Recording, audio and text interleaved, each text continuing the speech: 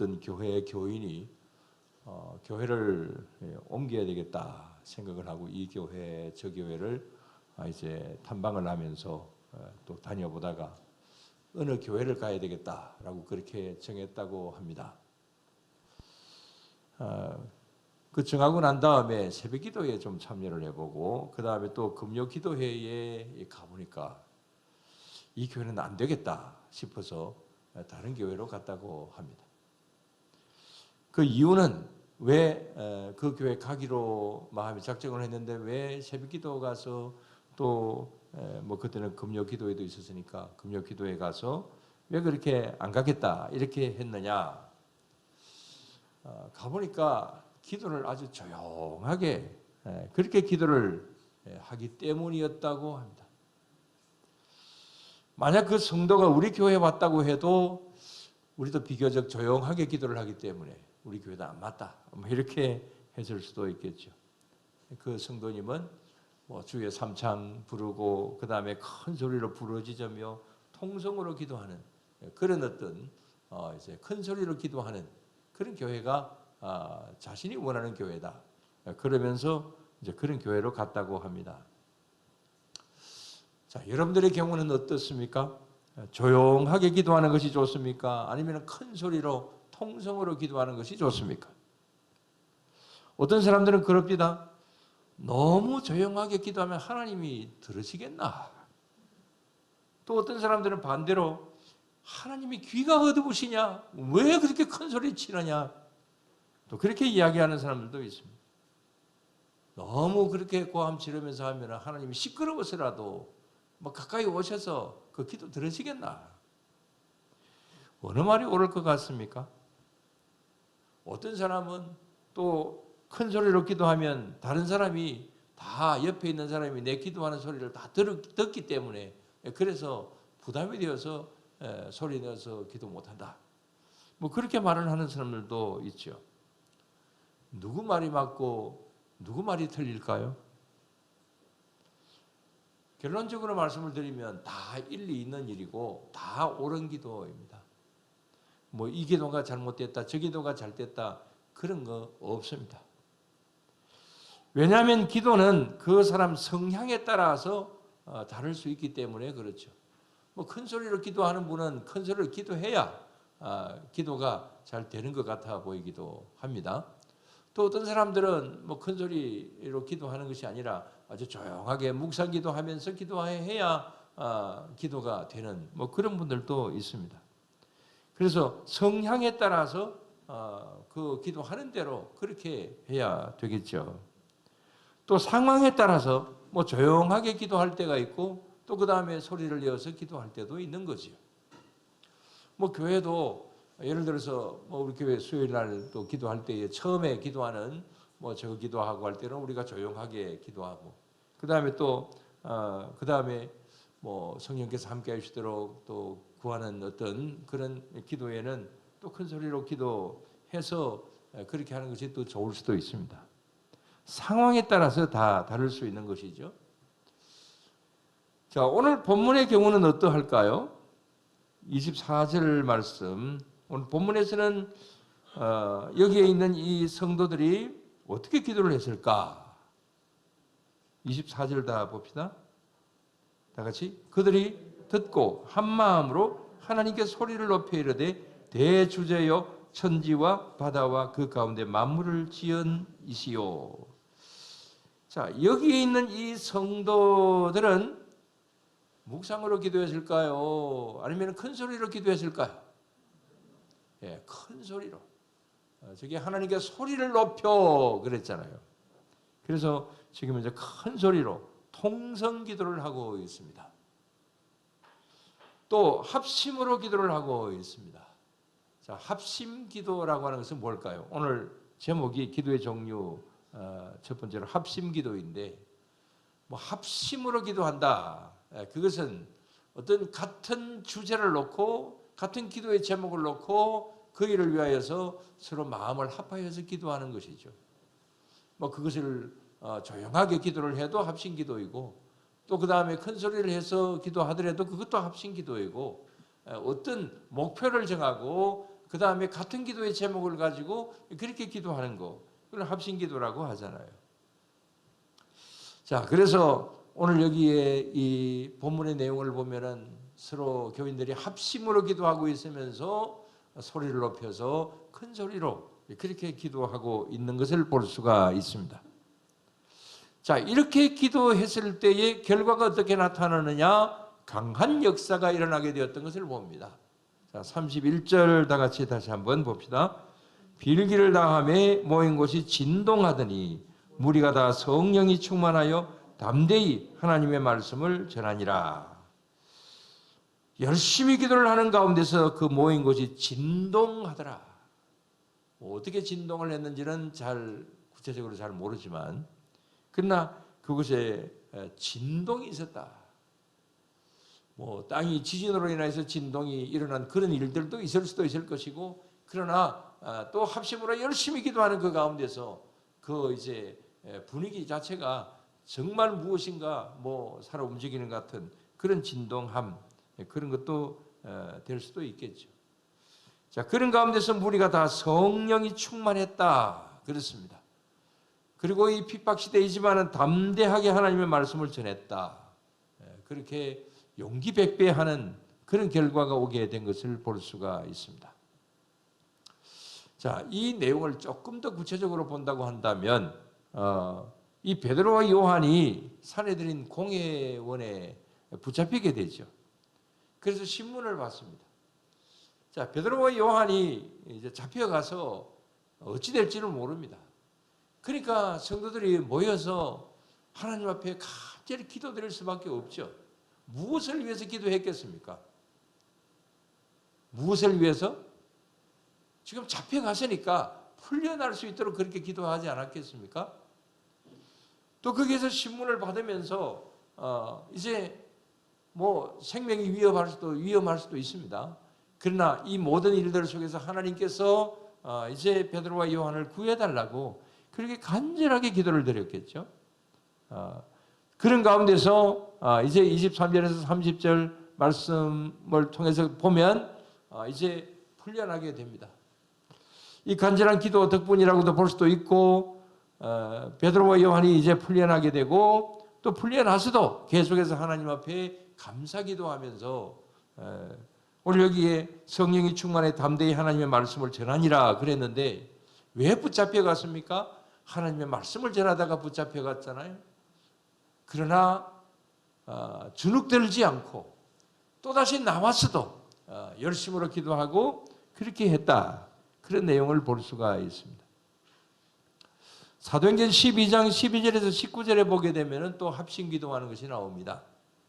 사도행전 12장 이제 거기에 내용을 보면 야고보가 순교를 당합니다. 그 순교를 당한 다음에 또 베드로가 붙잡혀서 감옥에 갇혀지게 됩니다. 자, 야고보가 순교를 당했습니다. 순교를 당했기 때문에 야고보보다도 더 큰 책임이 있는 베드로가 또 붙잡혀 갔으니 야고보처럼 칼에 맞아 죽을지도 모릅니다. 아주 위험한 일이 벌어졌다 이렇게 생각을 합니다. 그래서 마가의 다락방에 모여서 온 성도들이 전에처럼 또 열심으로 기도를 합니다. 무엇을 위해서 기도하겠습니까? 베드로가 풀려날 수 있도록 그렇게 기도를 이제 했겠죠. 합심으로 기도합니다. 그래서 12장 7절에서 11절까지 보면 천사의 도움으로 베드로가 기적적으로 감옥에서 이제 나오게 됩니다. 12절에서 19절에 보면은 이렇게 베드로가 기적적으로 나오게 되었는데 이 기도하는 성도들은 이 사실을 순간적으로 믿지를 못합니다. 그래서 그 여자아이 로데가 베드로가 돌아왔다라고 하는 그런 이야기를 했지만 기도하던 성도들은 어떻게 해서 감옥에 갇힌 베드로가 풀려날 수 있느냐, 그래서 미쳤다고 이야기를 하기도 했습니다. 자신들이 열심으로 모여서 간절히 기도하고 있는 그 기도가 응답이 되었지만은 설마 응답이 되겠나 이렇게까지 생각을 한 그런 가운데 기도한 거죠. 아무튼 합심기도는 우리의 생각까지도 뛰어넘어서 이런 놀라운 기적이 일어날 수가 있는 것이죠. 그래서 우리는 때때로 우리에게 합심 기도가 필요합니다. 어떤 한 가지 목적을 정하고 그 목적을 위하여서 간절히 기도하는 합심 기도, 이것이 우리들에게 필요한 것이고 또 오늘날 이 시대 속에서도 이 일은 분명히 필요한 것입니다. 자, 우리가 합심 기도해야 될 내용들이 어떤 것이 있는가? 간단하게 한번 말씀을 드리면, 현재 우리의 이 나라의 현실을 위하여서 우리가 합심으로 기도할 필요가 있습니다. 뭐 북한과의 관계에서 안보의 위기는 뭐 옛날부터 계속되는 것이고, 세계적인 경제 불황 속에서 이 경제 위기를 이겨나가기 위해서라도 우리는 기도해야 될 것입니다. 좀 거국적인 어떤 그런 면에서의 기도가 필요하죠. 그 다음에 무엇보다도 오늘날 우리 이 사회 속에서의 문제는, 그것은 국론 갈등이라고 볼 수가 있습니다. 진영 논리라고 말을 할 수 있습니다. 우리 지난 주간에 몇 가지 여론조사가 나왔는데 몇 가지 이건 분명히 이것은 잘못된 것이다 밝혀진 어떤 그런 문제 속에서도 한쪽에서는 그래 밝혀진 그대로가 맞다 이렇게 인정을 하는 사람들이 있는가 반면에, 또 한쪽에서는 그래도 아니다, 분명히 밝혀졌지만은 그래도 아니다 이렇게 믿는 사람들이 이제 옳다고 생각을 한 사람, 그게 맞다고 생각한 사람이 한 90몇 점 되고 또 아니다라고 생각을 하는 사람들도 역시 한 70몇 %가 되더라고요. 이제 각 진영마다 물었던 것이 그런 어떤 통계가 나오더라고요. 그래서 이런 어떤 면으로 볼 때에 어떤 이것은 완전히 팩트라고 한다 할지라도 생각에 따라서는 이것이 아니다라고 말하는 사람, 그건 맞다라고 생각하는 사람, 이런 면으로 지금 현재 우리나라의 모든 백성들이 양진영으로 나뉘어져서 심각한 갈등 현상에 있다. 이것이 오히려 어떤 면으로 보면 더 큰 문제라고 생각이 됩니다. 그래서 우리 대한민국의 모든 국민들이 정말 이런 면으로 갈등 관계를 일으키지 않도록 우리는 그런 면으로 기도할 필요가 있습니다. 그 다음에 또 우리 이 시대의 이 문화나 그 다음에 또 뭐 이단들이나 여러 가지 경로를 통하여서 지금 현재 교회를 무너지게 하려고 하는 이런 어떤 현상들이 굉장히 많이 있습니다. 한 가지 예를 들면 우리 한국 최초 동성애자들로 구성된 보컬이 있다고 합니다. 가수들이 모여서 이제 보컬을 만들었는데 동성애자들로 되어 있답니다. 이 동성애자들이 만든 노래가 있는데 그 노래 제목이 It's Okay to be me 이런 노래인데 가사가 이렇습니다.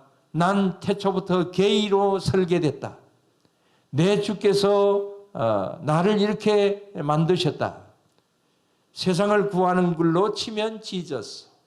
뭐 이런 가사가 있다고 합니다. 이것은 성경을 빗대어 놓고 그 다음에 또 우리 교회를 빗대어 놓고 이런 어떤 노래로 이제 그들의 어떤 주장을 하고 있다라고 하는 겁니다. 다시 한번 말씀드리면 난 태초부터 게이로 설계됐어. 내 주께서 나를 이렇게 만드셨다. 세상을 구하는 걸로 치면 지졌어. 그래서 이 노래가 너무 선정적이다. 이렇게 해서 이제 각 방송국에서 이건 방송에서 할 수가 없다. 이렇게 정했는데 한 방송을 뭐 직접적으로 거명해서 그렇습니다만은 MBC가 이것을 이제 방송으로 내보내고 있다고 합니다.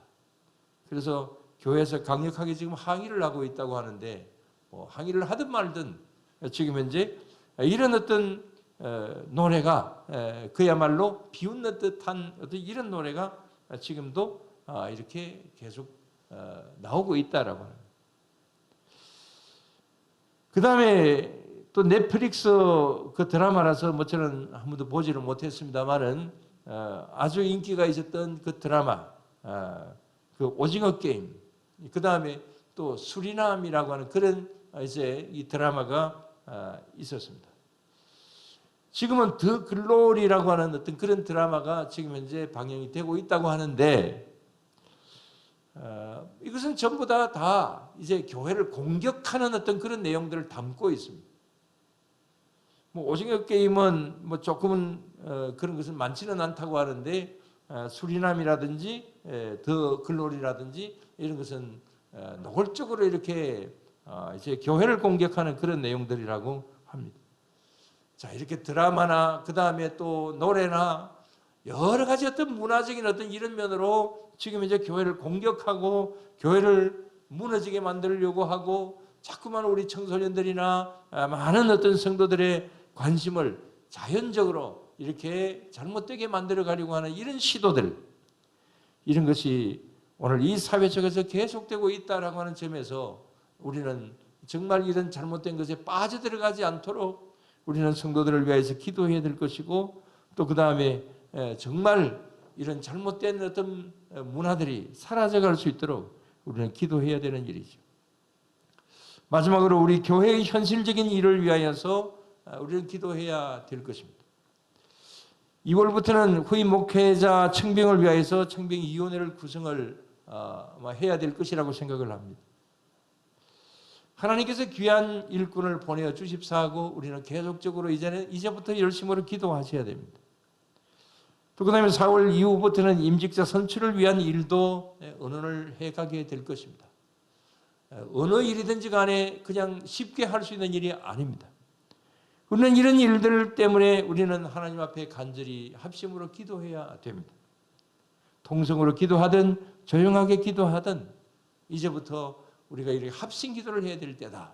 이런 면에서 이 시간 이렇게 이 말씀들을 드립니다.